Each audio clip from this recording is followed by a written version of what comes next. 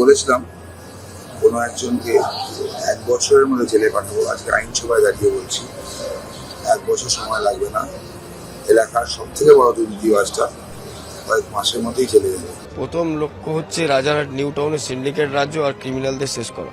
যে Rajarhat new town বা রাজারহাট গোপালপুর যে এলাকাটা আমরা এর আগে বা তৃণমূল আমলে চিনতাম একেবারে জমি মাফিয়া কিংবা তোলাবাজদের একটা বড় মুক্তস্থল হিসেবে, ঠিক সেই জায়গাটা কিন্তু বদলাতে শুরু করেছে বিজেপি আসার পর। বিজেপির দুজন বিধায়ক, বলা ভালো তরুণ জ্যোতি তিওয়ারি এবং পীযূষ কানোরিয়া, এই দুজন ইতিমধ্যেই যে অভিযান চালানো শুরু করেছে, কার্যত চোর ধরো জেল ভরো, কিংবা বলা ভালো দুর্নীতিবাজ বা তোলাবাজ বা চাঁদাবাজ, এই যারা এই প্রফেশনের সঙ্গে যুক্ত, কার্যত এই সমস্ত কিছু বন্ধ করতে হবে। ঠিক এই পদ্ধতিতেই বা এই অভিযানেই কিন্তু ইতিমধ্যে তারা নেমেছেন। বলে রাখতে হবে, শুভেন্দু অধিকারীর যে মন্ত্রিসভা, সেই মন্ত্রিসভা শপথ নিয়েছে, বা শুভেন্দু অধিকারীর 5 জন মন্ত্রিসভা যারা রয়েছেন এই মুহূর্তে তারা শপথ নিয়েছে, এবং যে বিধায়ক যারা শপথ নিয়েছে তারপর থেকে কার্যত চিত্রটা কিছুটা পরিবর্তন হতে শুরু করেছে। কেন?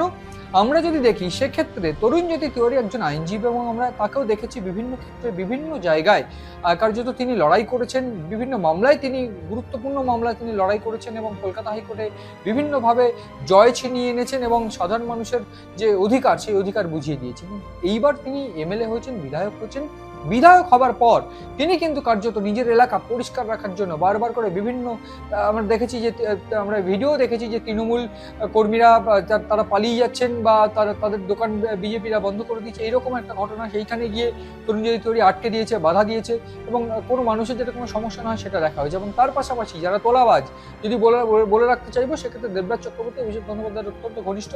সে কিংবা আমরা জানি ইতিমধ্যে একেবারে তোলাবাজি কিংবা খুনের অভিযোগে একজনকে গ্রেফতার করা হয়েছে। দেবরাজ চক্রবর্তীর অত্যন্ত কাছের কাউন্সিলর সমরেশ চক্রবর্তী, তাকে গ্রেফতার করা হয়েছে। এবং এইরকম ভাবে তোলাবাজদের কিন্তু একেবারে জেলে ভরতে চাইছেন এই কাউন্সিলর থেকে শুরু করে যে তোলাবাজ যারা রয়েছে, যারা রীতিমতো মানুষদের অতিষ্ঠ করে রাখতো, তাদেরকে জেলে ভরতে চাইছেন এই তরুণ জ্যোতি তিওয়ারি।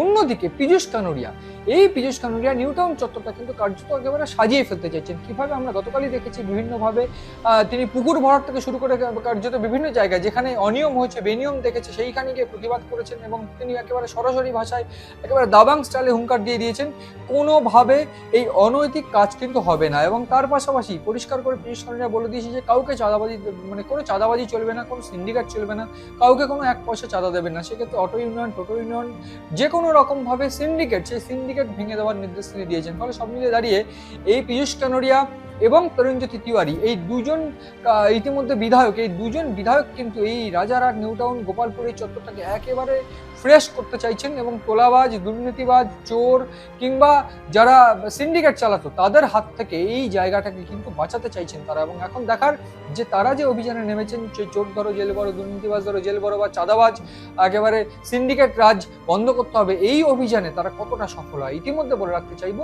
তারা কিন্তু একাংশে সফল, কারণ ইতিমধ্যে এই সমস্ত জায়গায় পুকুর ভরাট থেকে শুরু করে বেআইনি যত কাজ চলছিল সেই সমস্ত কিছু কিন্তু বন্ধ হয়ে গিয়েছে, এবং যারা করছিল তারাও কিন্তু পালিয়ে গেছে। ফলে সব মিলিয়ে দেখার যে আদতে এই যে অভিযানে এই দুই বিধায়ক নেমেছে, সেই অভিযান অর্থাৎ 24 পরগনা, উত্তর 24 পরগনা জেলা এবং শহর কলকাতার একেবারে প্রাণকেন্দ্র এই জায়গাগুলো ঠিক কিভাবে তারা রক্ষা করে সেদিকে তাকিয়ে রয়েছে আমরা। তাকিয়ে থাকুন আপনারাও সিএনবি।